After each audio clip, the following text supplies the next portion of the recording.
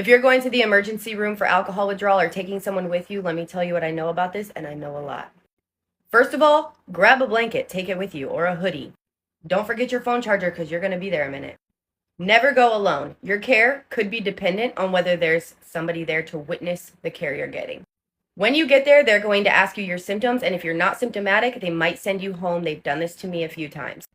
Clammy hands, heart rate. Your heart feel like this? Your heart can explode during alcohol withdrawal. It can also shut off. You're probably going to have a fever. You feel agitated? That's a part of it. This is your nervous system we're talking about. If you can't walk straight, or you're wobbly, or you're having trouble breathing, super foggy in the head, of course, more severe symptoms would be hallucinating. I can't believe how many people don't realize like that's a thing.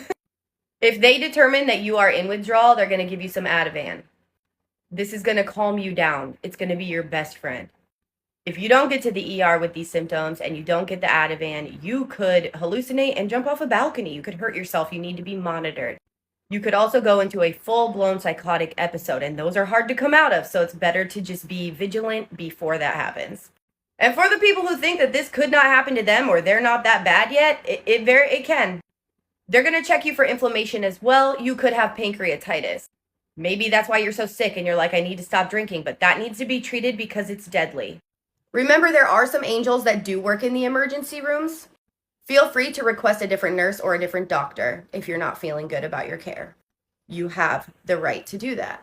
They might go back to their desk and call somebody else on staff to see if you qualify to stay in the hospital and detox. And if you do, I suggest doing that.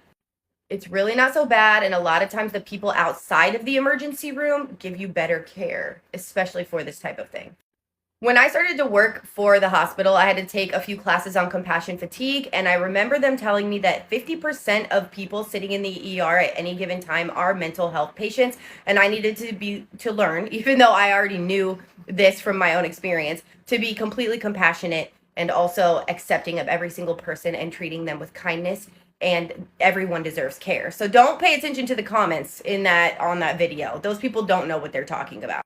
While working in the hospital, I did experience a lot of negligence behind the scenes, and I also experienced a lot of ignorance being spoken behind the desks.